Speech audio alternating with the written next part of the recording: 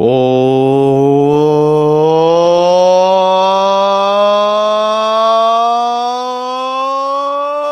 welcome into the Russ Joy Show. I'm Russ Joy. Figure that out because you're smart. It's also the name of the show. For the first time in a very long time, we are going live before noon Eastern. I wouldn't necessarily get used to this. I wouldn't necessarily say, buckle up, Buttercup. This is going to be the time. It's probably not. But there are a lot of things going on, namely parent-teacher conferences are today. So yours truly will not be available at the regular recording time. So we have a lot to get to. I actually thought about doing one of those cold opens with the little YouTube clicker-clacker thing. I contemplated it. I kind of mulled it over for a second. I was like, is it worth doing? I got to tell you, I am about as frustrated this morning as I've been in a long time. In fact, I would say I'm probably about as frustrated as I've been since, let me think. It doesn't feel, oddly enough, it doesn't feel that long ago. I think I'm about as frustrated as I was on the morning of October 10th, 2025. October 10th, 2025. So just over a month ago. You know why I'm almost as frustrated as I was on October 10th, 2025? Do you want to know why? Because that's the last time I woke up after Philadelphia sports teams went 0 for 3 the night before. 0 for 3. You know how hard it is to go 0 for 3 as a city in a given night? 0 for 3. Because on October 9th, the Phillies got bounced out of the playoffs by the Dodgers. The Flyers fell. And the Eagles got their asses kicked on Thursday Night Football. Here we are a month later. I tell myself yesterday, it's going to be a good day. I wake up in the morning feeling like not P. Diddy. I wake up yesterday, I'm feeling good about the world. My kids are all excited for their cousin's birthday party. We go to church. It's a great day. Feeling good. Realize right before Mass, the birthday party is next weekend. My children are going to be very upset by that. Very, very upset. So we get through Mass, and I say to my wife, hey, it'd be a great idea. Here's an idea. Let's take the kids to the Sixers game. Tickets are really cheap. Let's go. We'll get lower level seats. It'll be great. And it was great. And then I had a momentary feeling of failure as a parent, not because we had to pivot to a Sixers game, and not because I didn't realize VJ Edgecombe wasn't playing. But I realized that I had failed my children because in my mind, we've been to a few Sixers games over the course of my kids' lifetimes. And what I learned is that, no, only my 10-year-old had been to a Sixers game before. And I very, very, very much remember that game. It was a Sixers-Rockets game where Joel Embiid hyperextended his knee. My son was like 2 years old, maybe. I had him in a baby carrier. It was when I was still teaching. It was like a night out with all the teachers and their kids. I remember that night. That's the last time I took any of my kids to a Sixers game. And then I went, oh, that's not very good. Now, you could maybe make the argument, Russ, you probably saved your kids from getting too far into a team that isn't going to love them back. And you might be right. But then my 8-year-old goes, Dad, I'm so excited for my first Sixers game. I was like, what do you mean first? He's like, it's my first Sixers game. I'm like, I'm sorry, what? He's like, I've never been to a basketball game before. And then it hit me. The failure hit me. It did. My daughter's 5. So 5 years old for your first game, not a big deal. The 2-year-old, not a big deal, right? He's 2. But I felt bad for my 8-year-old. He's gone all these years without a basketball game. So I've made this solemn vow that we will be going to at least one other Sixers game this year. I felt horrible. They had a great time. But in the course of that game, Miami shot the lights out against the Sixers.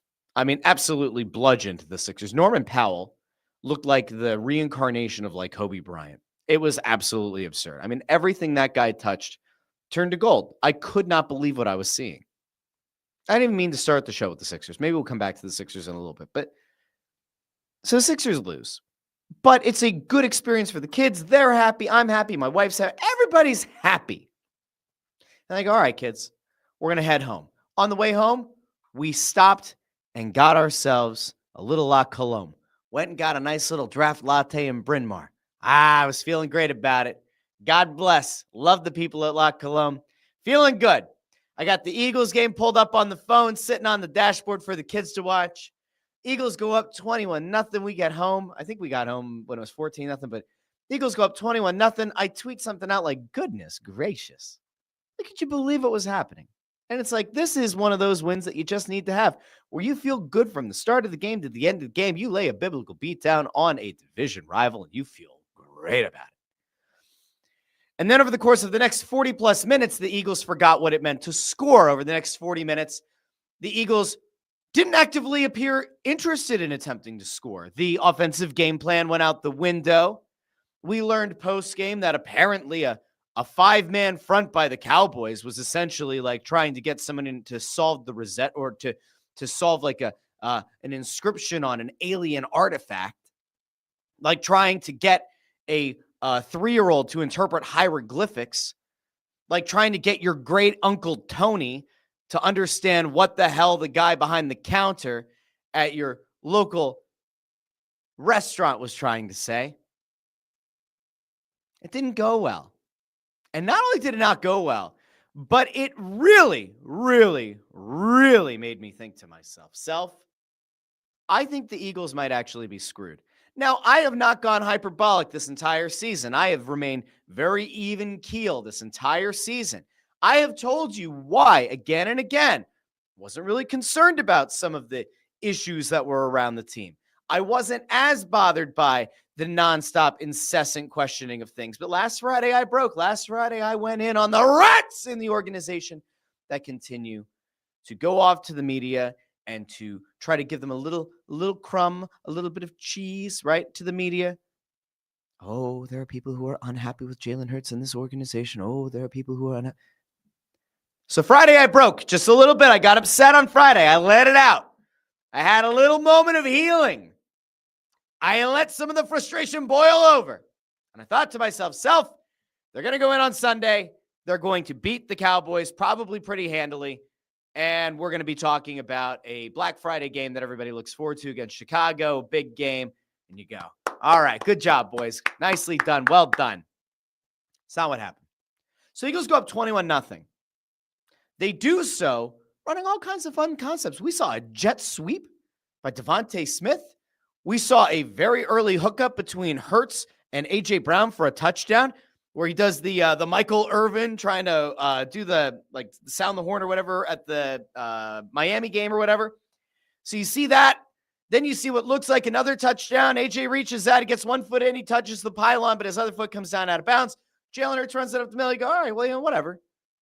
Cool. Good stuff. There's a play that Devontae Smith makes in this game where he is fully horizontal. It is absolutely incredible. He is legitimately horizontal. It looked like a magician made the table on which he was laying disappear. And everything was going great. And the Eagles defense was standing up to it all. And the Eagles defense was causing turnovers. And throughout the course of the game, even while the offense started going from like a really well-tuned engine into being like one that had a knocking in it at halftime, right? To coming out in the second half and being like, holy shit, I don't think it's an engine anymore. To the end of the game where you said, well, if there was an engine, it was sent to the fucking moon by Kevin Patullo and Nick Sirianni, who stood around like a couple of dweebazoids with their fingers shoved up their rear ends. They looked clueless. You want to talk about making any kind of adjustment? There's no adjustment. I'll tell you what. The best adjustment that Patullo or Sirianni may have made is that they did a little bit of yoga before the game and they opened up. They just opened up the back a little bit, got a little cracking going in the back. That's the only adjustment they made the entire second half. That's it. Oh, Sirianni dropped his pen. Let me pick that up. Crack, crack, crack. Adjustment. That's it. This coaching staff didn't do jack diddly shit at halftime. It was an abomination to be up 21-0 against a division opponent while you are in the midst of a very, very heated race for the number 1 seed in this conference against a team that went out and laid a biblical beatdown on Tampa Bay on Sunday night in the Los Angeles Rams. Instead of being able to go into yet another week and saying, hey, if we control what we can control, home field advantage is there for the taking.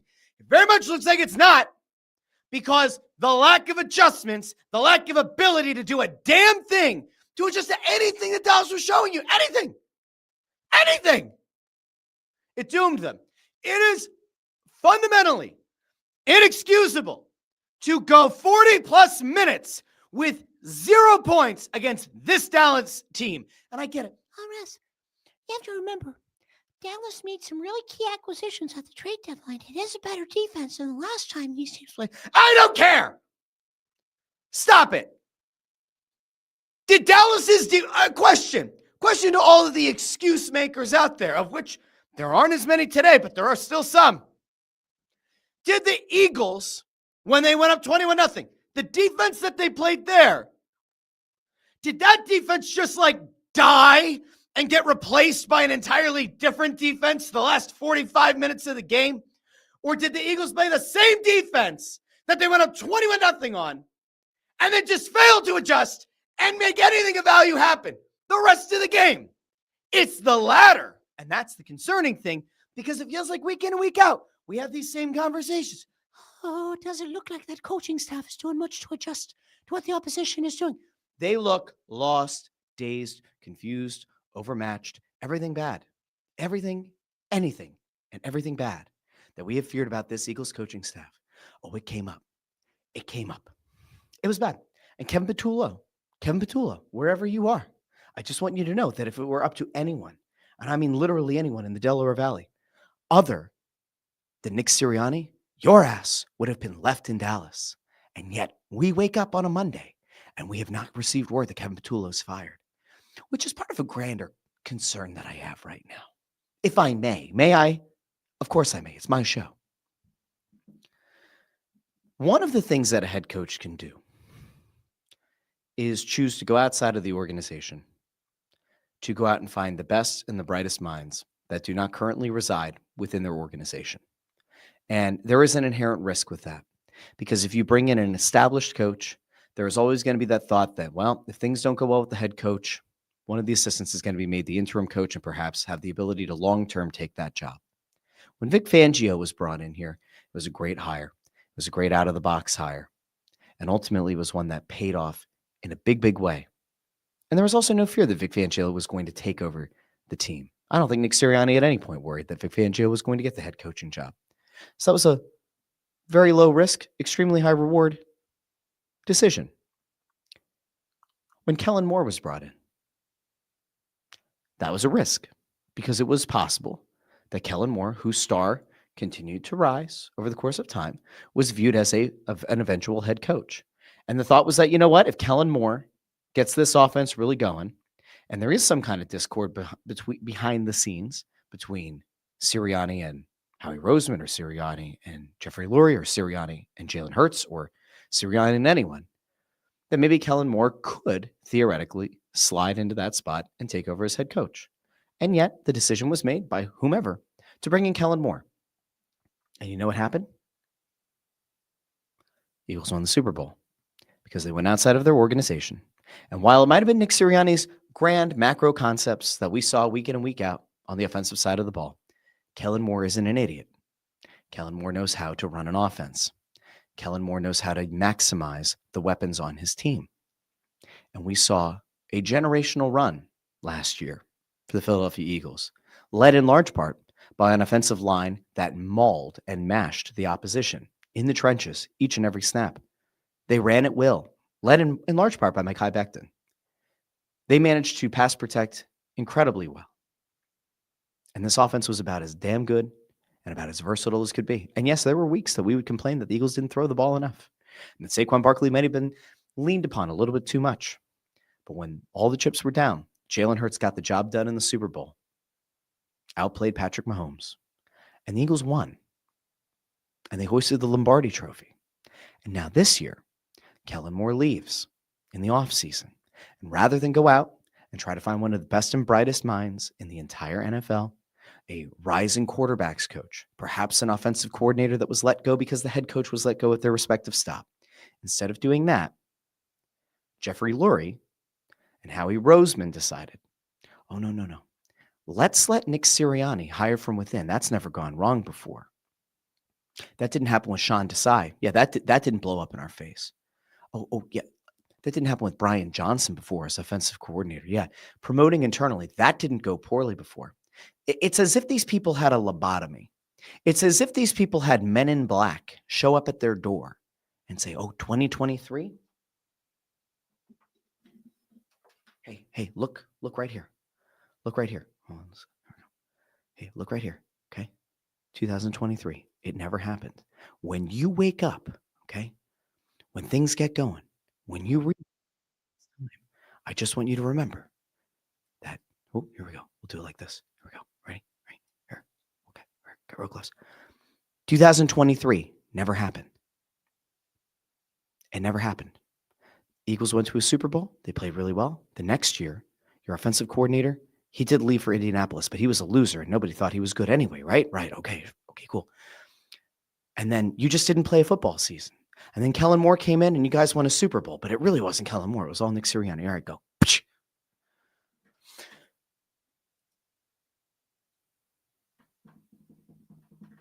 Except that didn't happen. The men in black didn't show up at Jeffrey Lurie's store. They didn't show up at Nick Sirianni's store. They didn't show up at Howie Roseman's store. And yet, the fact that the Eagles made the stupid decision to promote from within once before, they did not learn a lesson. They instead doubled down and said, you know what, Nick? Kellen Moore, he might have been a good offensive coordinator, but we're not so convinced. Nick, I bet you have a guy who's even better. We can go out and look across the league, or you could give one of your guys from within a shot. Which guy do you like the most? And he says to himself, hey, you know what, guys? I think I like this guy, Kevin Patullo. I think he's a really good offensive mind.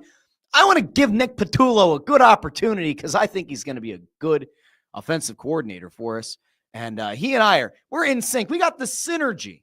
Yeah, we got some great synergy between us. And we happen to evaluate and kind of game plan together.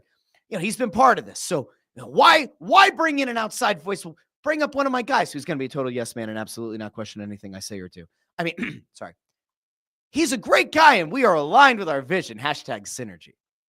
It has been a disaster. It has been an abject failure this season. This running game is non-existent. I see people trashing Saquon Barkley left and right. Oh, Saquon's lost a step. Saquon's not as explosive. I want you to just go back. Let me go all over Twitter because there are smarter people than me that have done film breakdowns. This is not a Saquon Barkley issue. Is Saquon Barkley pausing at the line like he typically does to try to find a hole? He is. Does Tank Bigsby pause? No. Tank Bigsby just runs. He just takes the ball and tries to bowl through as many people as he can, as quickly as he can, as strongly as he can. And maybe that's what the Eagles offense needs right now. But Saquon typically takes a moment to look for the hole, and then he explodes through it, except the holes aren't there. I would argue a large part of that is, 1, Mekhi Becton is no longer here. 2, Cam Jurgens is hurt. 3, Landon Dickerson is hurt. 4, Lane Johnson was out. And 5, Jordan Mailata doesn't quite look as good as he did last year.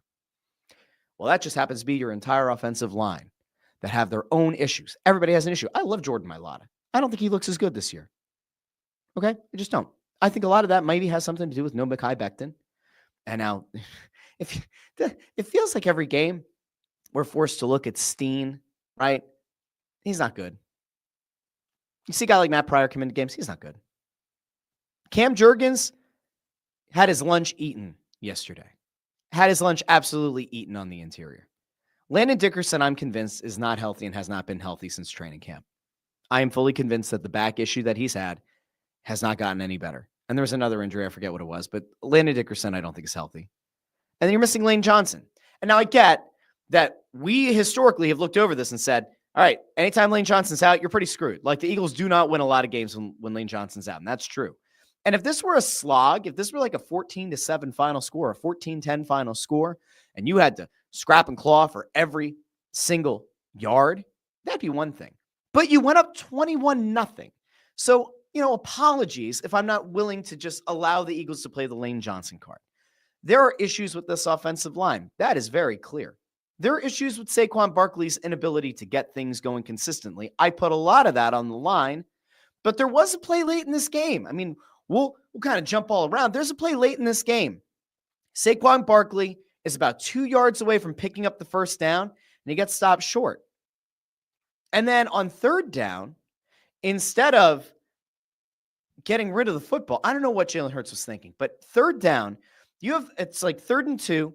The Eagles need any kind of a neutral or slightly positive pickup to get within tush push range, right? 3rd and 2. They could have theoretically run the tush push and then maybe run it a second time and gotten the first down and gotten to the other side of the 2-minute warning and gotten into field goal range for Jake Elliott, who I'm convinced would not have missed the second field goal in the same game. They could have very easily taken Jalen Hurts and created some kind of a design run or an RPO or something. And instead, Jalen Hurts has the ball in his hand and he drops and he drops and he drops and he gets sacked. Now you're out of field goal range and now you're out of any kind of realistic opportunity to get a first down, and Dallas gets the ball back. There was a moment late in this game, by the way, where it feels like, oh, the Cowboys are absolutely going to win this game. They're going right down the field. Pickens, I think, has a reception across the middle of the field, and you think, holy shit, this thing is over. You may as well just let him score. They didn't. The Cowboys are at was it first and goal? Or it was first and goal from the 3 or the 4 yard line. The Eagles stop them. They turn it over on downs on the 1 yard line. Eagles' first play coming out is a nice little out route to the sideline to A.J. Brown. All right, your backs are no longer against the wall, and that leads to a point where you should be able to execute a 2-minute drill, go down the field, get the field goal, win the game. And yet they didn't do it. The offensive play calling on this team is as follows. Get a lead, sometimes through somewhat aggressive or interesting concepts. Get a lead, turn incredibly conservative, don't attempt to score the rest of the game. That's what it's felt like. And that's what it felt like on Sunday. Instead of playing to win, the Eagles went up 21-0 and decided to play not to lose. And that's the problem. Any of the interesting stuff that we saw early in this game where you start going, whoa, did I just see A.J. Brown run over the middle of the field? Whoa, did I just see a jet sweep? Whoa, did I just see something that kind of looked like an interesting play calling happening on the first few drives? And then it was as if Nick Sirianni and or Kevin Patullo said, that is enough of that. We will be finished for today. We do not need other playoff-bound teams to see what is in our immaculate playbook. What the hell were they doing? Genuinely, what the hell were the Eagles coaches doing? Because, I don't think this falls on Jalen Hurts. I don't think it falls on A.J. Brown or Devontae Smith or even Saquon Barkley. Offensive line is another issue. Some of this falls on them. But, let's just take a gander really quickly at how the Eagles offense actually performed over the course of the game, okay? Because once you take into account that they scored the way they did, everything after that was an abject failure. And so again, let's take a look at the series charts. Okay, Zach Berman put this out. I don't know if he's the one who came up with it or what, but I saw this from Zach Berman, so we'll give him a shout here. Here are the drives, okay? This is every drive that the Eagles offense was involved with, okay? And we're going to get to what happened at the end of the game, but take a look here first, all right? The first drive of the game, right? Touchdown. Second drive. Touchdown. Third drive. Touchdown. Okay, cool. Question. What happened after that? I mean, look, you ran 7 plays, you ran 12 plays, you ran 6 plays, 3 touchdowns. You're up 21-0. Okay. Fourth drive. 3 total plays, a 3 and out. Punt. 1 play to end the half. Because remember, the Eagles at the end of halves, even if they have possession and timeouts and a minute or less remaining, they just give up. There's no attempt to try to pick up a 10-yard chunk yardage play, a 15-yard chunk yardage play, maybe 1 shot downfield, and then let Jake Elliott go out and kick a 55-yard field goal. They don't even try.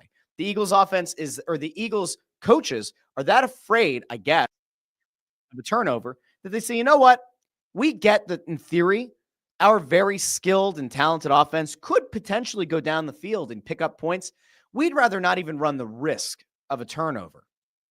So let's just run a play and get on out of here and get to halftime. Okay. So 3 touchdowns in a row, a 3 and out, and then waving the white flag before half. Okay.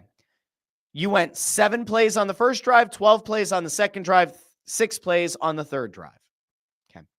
You come out of halftime. Your first possession is another 3 and out that ends in a punt.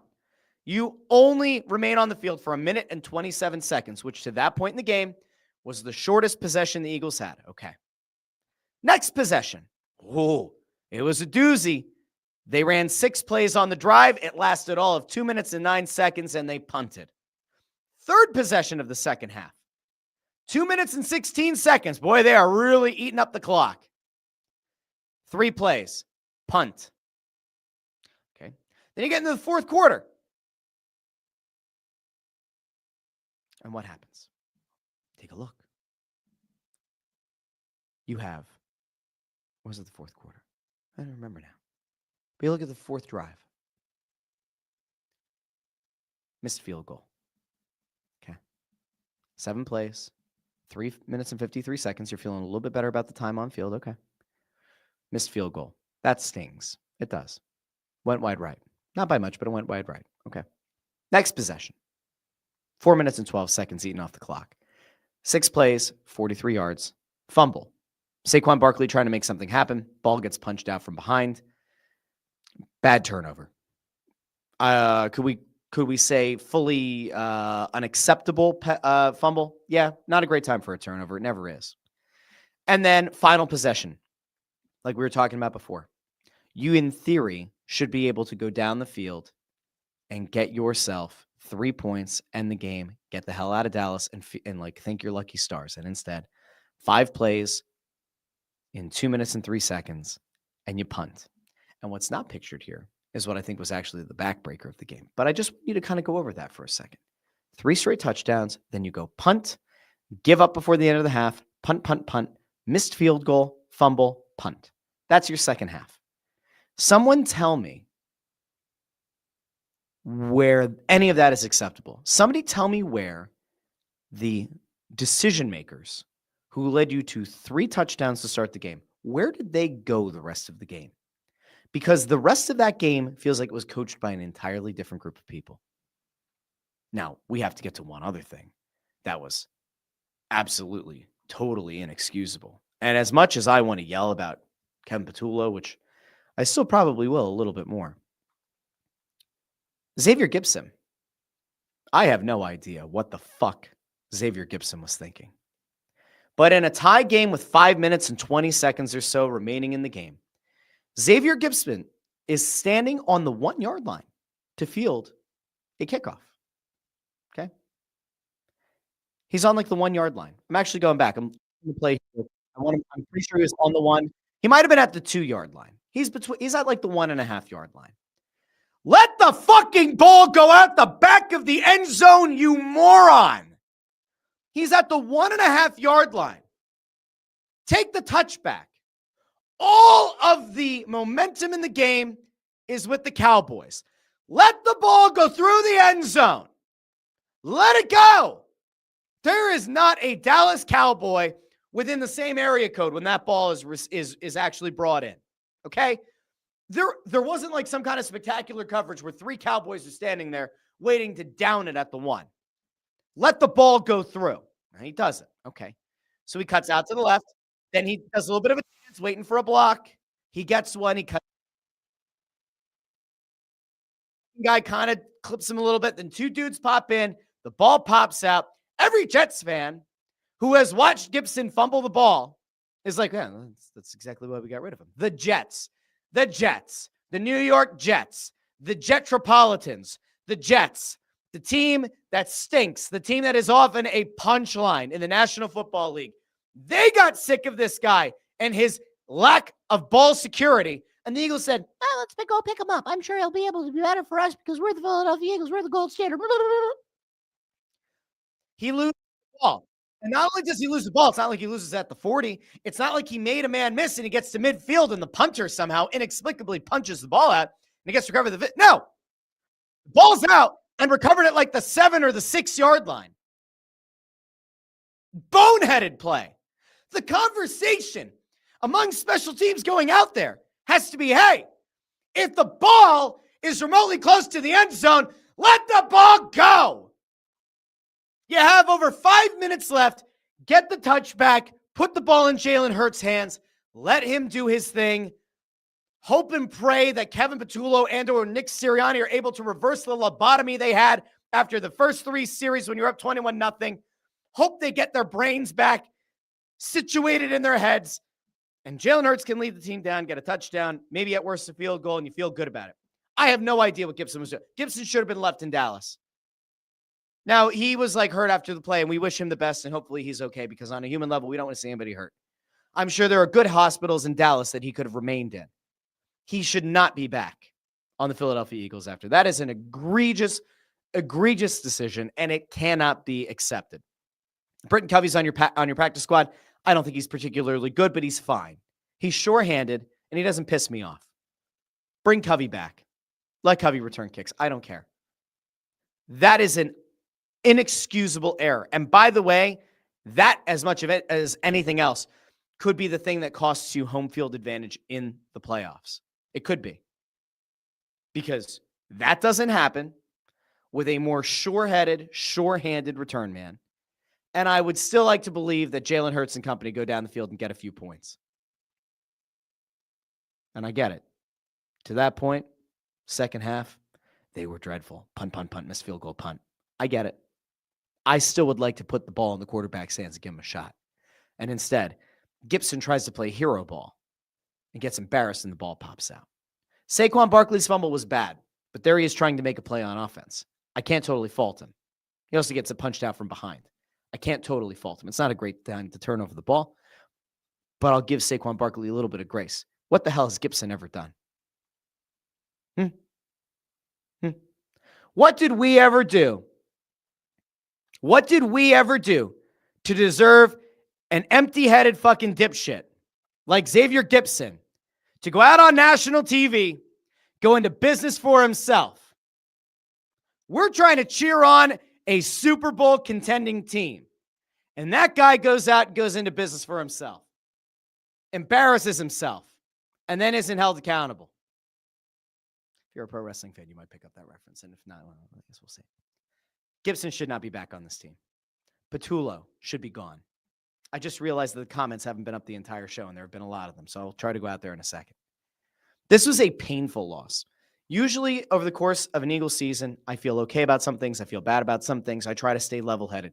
Yesterday's game was one that I just felt the life leaving me. All right, I felt the life being sucked out of me by incompetence on the part of the Philadelphia Eagles coaching staff. And I got to a point late in this game where I said, they're going to actually lose this. You know, most of the game I sit back and I go, this team is still more talented. This team still has a Super Bowl pedigree. I trust this team. They're going to get it done. It's going to be the perfect thing where the Eagles win the game, but WIP and the sports radio hosts, they all get to complain about the way that you won the game, but you still won the game. And that's going to be the conversation. Nope. Entire coaching staff went out to lunch at halftime and nobody came back. It's the only guess we can have. All right, I'm going to go over to the comments here, and then I got to get you to more stuff because there was a lot that came out of this. Chris Freed is down in Dallas at the airport. His flight has been delayed 4 hours, still stuck. There are many 7-Elevens across this airport, and I do ask again why there are no Wawas at Philly International. That's a good question. Should put a Sheets at Philly International. So. Chris also says, speaking of the game, my first Eagles game as a kid was the 1985 Vikings game where the Eagles blew a 23-0 lead and lost.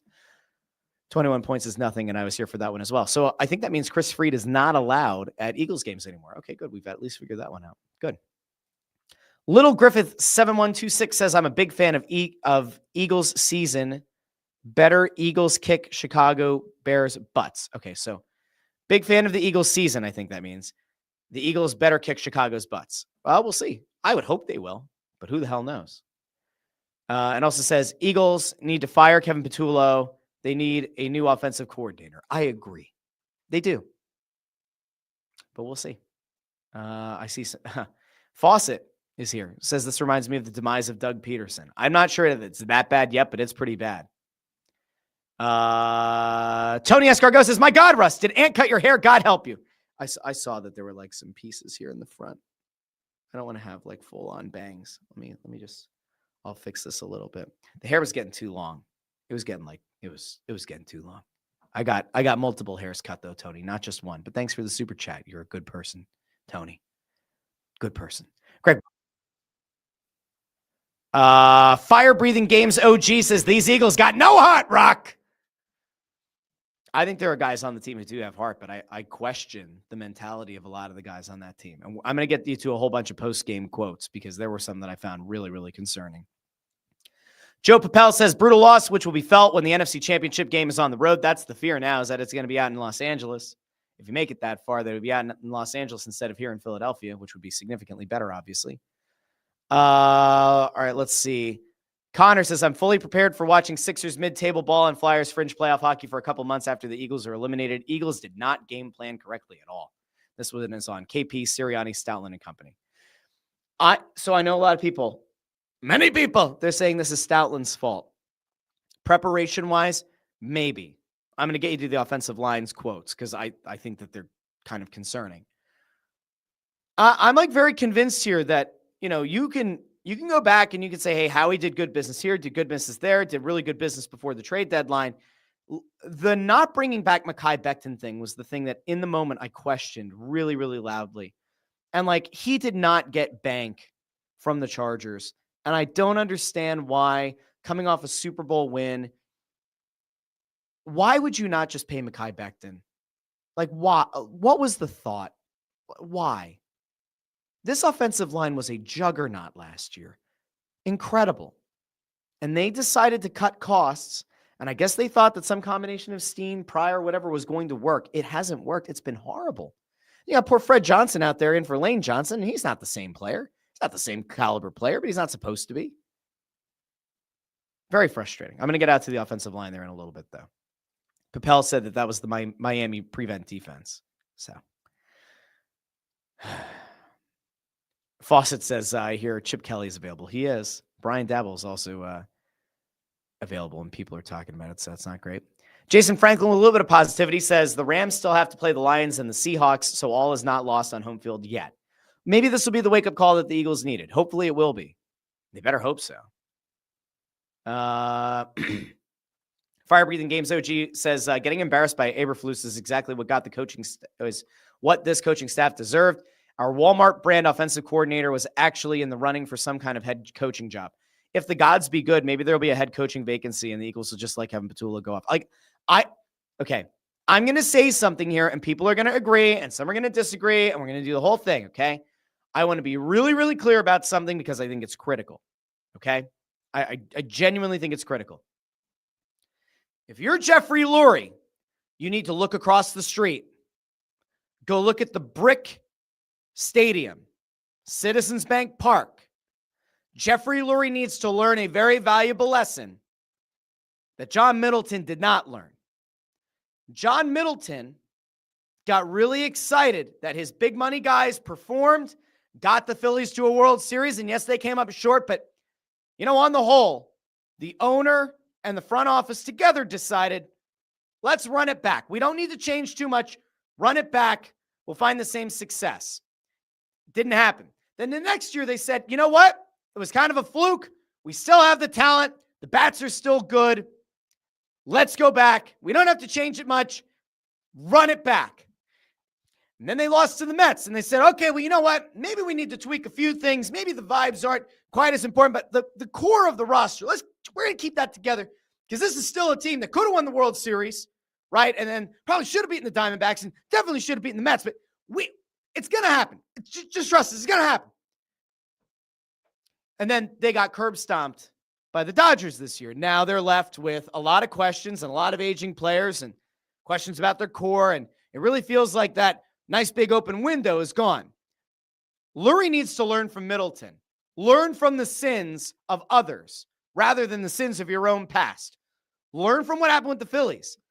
This is, if you wanted to say that they should learn from the sins of the past, they should look at the Brian Johnson thing and even the Sean Desai thing and say, oh yeah, when the internal hire doesn't work, when the internal promotion doesn't work, you got to cut bait. This shouldn't be a Nick Sirianni decision today. I don't necessarily like the idea of a front office or an ownership coming in and telling the coach, you have to do this. But this isn't good enough. It is not. So one of two things is at play. Either Kevin Petula has done a horrific job with autonomy, right? Maybe some grander concepts coming in from Nick Sirianni, but Kevin Petula, if he's been given autonomy, this isn't good enough. Replace the offensive coordinator. Do it now. There are other people in that building who could probably scheme. If you need to bring somebody in from out of the organization, I don't necessarily like the Giants' old coach, but he did have success in college with Jalen Hurts. I'm not saying that's the guy. I'm just pointing out that there are good offensive minds out there that could probably come in. If Nick Sirianni is actually worth a damn, maybe Nick Sirianni should be the one calling plays. Like, if he's giving you the concepts that Kellen Moore had to work under, and Kellen Moore turned this thing into a Super Bowl winning offense, well, if he could do that, and Kevin Patullo can't, well, then you got to replace Kevin Patullo. If Sirianni's supposed to be this like good offensive mind, maybe it's time for Sirianni to call plays. Maybe there is time for a little bit of accountability. Maybe it is time to be more than the CEO coach. Maybe you actually do have to call plays and have direct fingerprints on the game. Maybe that's what has to happen. But if it turns out that Kevin Patullo has no autonomy, and instead this really has been Nick Sirianni all along, I have lots of questions and I have a lot of concerns. And no matter what, you got to look at the head coach and say, yo, your boy isn't getting it done. Time to go. This offense has way too much talent. And while I get that there are offensive line issues, this team has too much talent to be a total non-factor in the run game. This team has far too much talent to have almost every week a conversation about why A.J. Brown isn't getting the ball, why the route trees are so basic bitch offense. It's unacceptable. Totally unacceptable. Someone has to be accountable. And you can't wait till the end of the season. If you wait until the end of the season, you may be waiting too late. And I get that if you're trying to learn from the sins of the past, the Sean Desai demotion and kind of dismissal, that didn't go well. Maybe the Eagles are worried that they're going to get burned again. But this is an offensive-minded head coach. He should be able to kind of stem the tide. He should be able to prevent this thing from falling all the way apart. I'd argue right now, it's kind of hanging on by a few strings. You have a couple more games like that, the strings will all be broken and it'll be over. You're not going to get away with this kind of a game in the postseason against better teams. It will not happen. Okay. Connor Buss with a good note here, and this comes into the Union point that we'll make a little bit later on. Philly teams failed to score after 5:30. They did. It was a bad day. It was a bad day for the Philadelphia Union. We're going to get there in a little bit. All right. I'm going to have to pause going out to the comments really quick because I have a whole bunch of stuff that I need to get to and not a lot of time to do it. Okay. Emmanuel Acho went on to his podcast and he slammed Saquon Barkley and essentially said Saquon Barkley is largely to blame for what has happened to this Eagles offense. He went over on Speakeasy, his show with LaShawn McCoy. And so I'll give you real quick, a little sample, a little nugget of Emmanuel Acho, and if it's fair or not. Because then there was a Philly media person, a former Eagle, who then came out and railed against Emmanuel Acho. Let's go out to Emmanuel Acho first, talking about Saquon Barkley's drop-off this season. This is some bull crap. How Saquon? He's best player on the field. It's about 2 minutes, 50 seconds in the game. It's 1st and 10. Throw a swing pass to Saquon Barkley. Saquon Barkley does a spin move on air on the sideline. DeMar being overshown. He did. He actually did a double spin. He spun like as the ball was coming in, and then he tried another one. He got taken down on the sideline. That's fair. Tackles him. Bad move. Now it's 2nd and 10. We get you the ball to Saquon Barkley again. Saquon Barkley, if you do not slip for whatever reason, it's the 1st down. Eagles are driving. You slip. That's the play where he has it looks like in any other scenario, he does have a defender coming in, but like virtually any other scenario you could play out, Saquon Barkley picks up that 1st down. You get to the other side of the 2-minute warning, and Jake Elliott kicks a field goal, and you win the game. And instead, you end up in that 3rd and 2, and then Hurts gets sacked. Once again, now it's 3rd and 2. Terrible play call, so you can sprinkle some blame as well on to Kevin Patullo. It's 3rd and 2. Like 2 minutes, 15 seconds left in the game, if I'm not mistaken. Yep. Just run the ball. Even if you gain no yards, you tush push. But you try to pass the ball, you get sacked. Correct. To me, Saquon Barkley has been a non-factor this season, and it's time we call it out. So there are people that have tried to call out the idea that Saquon Barkley hasn't been as effective. But in doing so, you have to look at what the offensive line has and has not created in front of him. And that ultimately is where we come back to the the sense of reason, the voice of reason, a guy who like this year I think has done like a total face turn. Seth Joyner, because Seth Joyner heard what Emmanuel Acho had to say, and he lit Emmanuel Acho's ass up big time. All right, let's go out to Seth Joyner here for a moment. Seth Joyner does not, to be fair, does not agree with Emmanuel Acho's analysis. Let's go out to Seth Joyner. Social media saying the same thing. You know, I'm watching Emmanuel Acho yesterday, you know, him and Shady in their podcast, and he's talking about, oh, nobody's talking about Saquon's not what he was. Man, shut the hell up. Because you know what? You don't know anything. If you're a football guru and you're watching football with your eyes, especially as a defensive player, and you're looking at how pathetic this offensive line is playing right now, there's not a thing in your mind that says that you believe that Saquon Barkley is not what he was. Okay? Correct. Here's where I'd be concerned. If Saquon Barkley were to get out in space and look slow, I'd be concerned. If Saquon Barkley were to get out with time and space in a one-on-one scenario against a defender and find himself unable to even remotely get free of that defender, I'd be worried. Now, have there been moments this season where Saquon Barkley hasn't maybe been as quick to lower the shoulder and get into the physical play? There have been a few. He seems to try to be more evasive than confrontational. And I wonder if there might be an underlying injury that would maybe explain that. But I don't think this is on Saquon Barkley. I mentioned earlier in the show, like Tank Bigsby, Tank Bigsby doesn't really think. He just grabs the ball and he tries to put a hole in somebody. It's almost like watching, in some ways, it's kind of like watching Derrick Henry run at times, right? This dude just runs north-south. There's no east-west in his game. He doesn't actually know that east and west exist. He just runs forward. And a lot of times it works. But again, Tank Bigsby, for as good as he's been, he's not the guy that you're really trying to build the offense around or that you're trying to make a focal point of the offense. If the Eagles are great with Saquon Barkley, the ceiling of the team is significantly higher than it is if Tank Bigsby's finding success. No offense to Tank Bigsby. Now, this is all just part of the frustration around the team. Now, Saquon Barkley is one of the people who was made available after the game. And so I would be remiss if we didn't go out to Saquon to get his feelings on his play and where things are at right now. And we know that Saquon Barkley is widely regarded as a very good leader and a guy who's accountable. And so this should come as no surprise, but Saquon Barkley met with the media and he took full responsibility for his play. Let's go out to Saquon. How to go respond. We didn't do that. We got to go respond. We got to do a better job of putting teams away. And we didn't do that, and I definitely didn't help. Usually, obviously last year, other games, I was a big part of that. It's been kind of non-existent this year. So I got to figure it out for the team. I'm going to get it right. So there you go. He ends up with saying, I'm going to get it right. But he admits he's not really been a big part of the success this year. Certainly not like last year.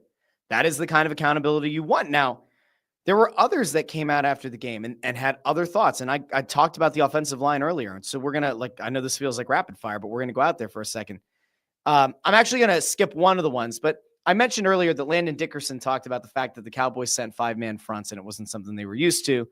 He kind of said that, you don't have all the time in the world to try to run every potential look and every potential play in practice, but that what the Cowboys ended up showing them is something that they hadn't really seen a lot of before. That comes down to preparation. Is that on Stoutland? Maybe it is. I don't know. Maybe one of the most interesting quotes of the post game came from Fred, don't call him Lane Johnson. Fred Johnson was asked about why the run game isn't working. And Fred Johnson had a very, very short response to it. Let's go out to Fred Johnson. Fred, why isn't the Eagles running game working? The run game from day go. I'm not a coach. I have no idea. I'm not a coach.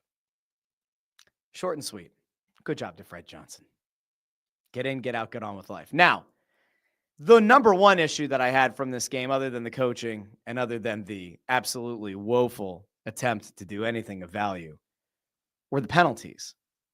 The Eagles committed a bevy of penalties, which they've done a lot this year. I think they're up to 5 games now with 7 or more penalties, 8 or more penalties. It's been horrible. And the only person who seemed to shout that out in a really meaningful way post-game was Jordan Mailata. So we're going to wrap up our little tour around the offensive line, because that ultimately is what Jordan Mailata thinks really did doom the team on Sunday. It was the issues that they had with penalties. Let's go out to Jordan Mailata. Jordan, let us in. Playing behind the sticks in the first and second down. Just the penalties that have been very costly to us. That just requires focus. Honestly, it's something that takes no talent, and so we're professionals. We should be I shouldn't be false starting, shouldn't be holding, and all that stuff really adds on to. Then when we get to third down and we're just like, okay, we're third down and 7 or third down and 11, just really unfavorable down and distances to try and trick the defense when they know, shoot, they got 11 yards to gain the first down and it's probably going to be a pass. So, we are putting ourselves in a pretty predictable, I guess, down and distance when it comes to third down, but that's just because of how we're handling the first and second down. We're not taking care of the business up front or just shooting ourselves in the foot. So, Kind of tells the story, doesn't it? I think that's it. Penalties are something you can control, largely. The inability to line up properly, that's something you can control. The ability to not go and move early, that is under your control. There was a pass interference call in this game that I thought was absolutely mind-numbing, where CeeDee Lamb goes and essentially stiff arms the defender, like right under the chin. And yeah, there was contact both ways, but that ended up being the kind of play that blew the game open as well. All right, so I'm done talking about the Eagles. That was a very large chunk of today's show. I kind of figured it was going to be. I wanted to get to a couple of other things here before we have to head out for the day. I don't know what there is to say about the Philadelphia Union today. The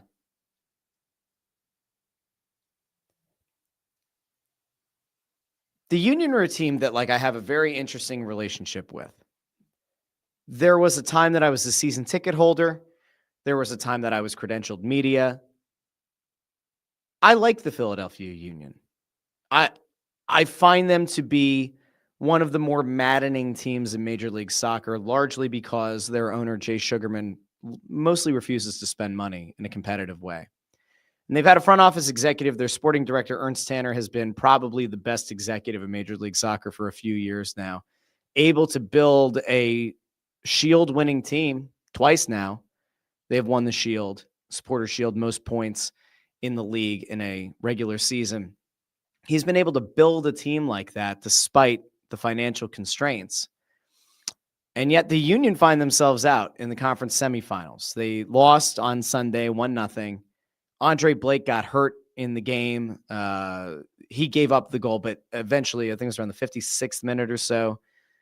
Blake is standing around midfield. Everything's kind of getting thrown forward because it's a single elimination game, which I want to talk about in a second. And Blake sprints all the way back down his half of the field. He dives out. If you haven't seen the play, just go look up Andre Blake, and I guarantee you'll find it everywhere. He makes this ridiculous diving, slapping motion, almost runs into the left goal post, and keeps the ball out of the net and keeps the Union in the game, but he hurts his hamstring in the process, and the Union end up going on to lose the game. Westfield has 2 moments in this game where there's a beautiful cross to him, and he just has to put a good touch on the ball, and the ball goes in the back of the net. One, it almost looked like he tried to meg Matt Freese, the U.S. men's national team's #1 netminder. That one goes askew. There's another one later on. Again, it's another beautiful cross in the box. All he has to do is put a gentle love tap, and it probably goes in just under the crossbar, and the Union tied the game, forced extra time, and instead he skies it into the Sons of Ben. Totally inexcusable plays. And here's where the real negative is, right? Because Kevin Kincaid put together the list of disappointing postseason performances for the Philadelphia Union over the course of their history, and this is where it's at right now. Let me zoom in on this real quick. 2014 U.S. Open Cup final, 3-1 extra time loss at home. Was that the Vincent Nogueira one where the ball hits the crossbar? I don't remember. 2015 U.S. Open Cup final, 1-1 draw, lost 7-6 on penalty kicks at home. 2018 U.S. Open Cup final, 3-0 loss on the road. 2021 Champions League semifinal, 4-0 loss on aggregate. We can also add to that the MLS Cup loss where Mbaizo lost Gareth Bale on the far post. It goes to extra time. Union drop MLS Cup. This one feels different, though. This one feels even worse. And the reason that it feels worse is because usually you would want to come back and say, oh, it'll be fine. Ernst Tanner will get this thing figured out. Except, as we covered on last week's show, Ernst Tanner is now under investigation again by Major League Soccer for accusations of racism, misogyny, and homophobia. And although he was cleared by the league, or they said that they couldn't corroborate any of the accusations, once The Guardian published another story about it, MLS reopened the case. And it feels like there's going to be a higher chance than not that if for no reason other than PR, Ernst Tanner might be gone from the Philadelphia Union. And for a guy who somehow has been able to build a contender year in and year out with legitimate financial constraints, the idea that he might not be around to lead that charge and that roster construction is a terrible thought. It genuinely is. And I don't want to say that it's all over, and I don't want to say that it's donezo for the Philadelphia Union, but boy, it feels like a really tough spot to be in. Because if they have to change sporting directors, I'm not loving it. Also, Ty Baribo gets subbed out when the Union need a goal, and there have been rumors about him maybe going to one of the New York teams next season. That would also not be ideal. We'll see what happens. Just feels like a total kick to the gut, punch to the gut, kick to the gonads. It's not ideal for the Philadelphia Union. So another season over. I might bring somebody on later this week to kind of put the whole thing into perspective. Now, I want to go to one last thing. And again, we could talk Union a little bit later on. I'm up against it. I have to jump for a meeting. But last thing I wanted to get to is actually a little bit of positivity today. I intended on spending a little bit of time talking about the Philadelphia Flyers' big win over the weekend against the New Jersey Devils. It was a pretty much end-to-end win. It was a really impressive game for the most part. And Dan Vladar kept the Union in a game that, like, even though he gave up 3 goals, any other goalie probably would have given up 5+. We got a little bit of good news today, so we're going to end with this. Jett Luchanko was traded today. If you're worried about what that means, I guess the good news is he was not traded within the NHL. This is a bit of OHL news. Jett Luchanko got traded from Guelph to the Brantford Bulldogs. What that means is when we saw that the Memorial Cup was getting awarded to Guelph, they were going to probably move on from a guy like Luchanko, who won't be there next year, try to get some assets for him because they want to get their team to be the best possibly can be for 2027. Luchanko now goes to Brantford. Brantford is the best team in the OHL. And so now if you are the Flyers and the Flyers brass and Flyers fans, now you get to see what Jett Luchanko is going to look like when he's surrounded by the best of the best in that league. And now we should hopefully find ourselves in a spot where when we talk about Jett Luchanko's stats and we talk about what Jett Luchanko is doing in junior, hopefully he's going to be able to find that scoring touch. Hopefully he will be less hesitant to take shots. And, mentioned this not that long ago. He's played 11 games in junior this year. He's got 17 points, 2 goals, 15 assists. We'll see what he looks like at Brantford. I would like to believe that this is going to be a positive move for him. We'll see if it ends up being a positive move or not. We'll talk about all that. We'll go into more detail about that later on this week. My plan right now is to do a show on Wednesday. Maybe do a Black Friday show. I'm not sure. But as of right now, the plan is to do a Wednesday show. If anything changes, I will let you know on YouTube or on X or whatever. I'll put those notes out. But in the meantime, if I don't see you between now and Thanksgiving, I want to thank you for joining me live on Facebook, YouTube, and X. If you listen to the podcast feed, the big thank you to each and every one of you who listen on Apple Podcasts, Spotify, Pandora, Amazon Music, wherever you get your podcasts. I am truly thankful for all of you who join me in the comments section, for all of you who send me messages after the fact on Twitter or in Instagram DMs or comment on things on TikTok. I am genuinely thankful for each and every one of you. We should be back on Wednesday, and I'll give you a much more heartfelt thank you. But until then, this has been the Russ Joy Show, and I've been Russ Joy, but you knew that already because you're smart. That's also the name of the show. Have a marvelous Monday. I'll talk to you Wednesday here on the Russ Joy Show.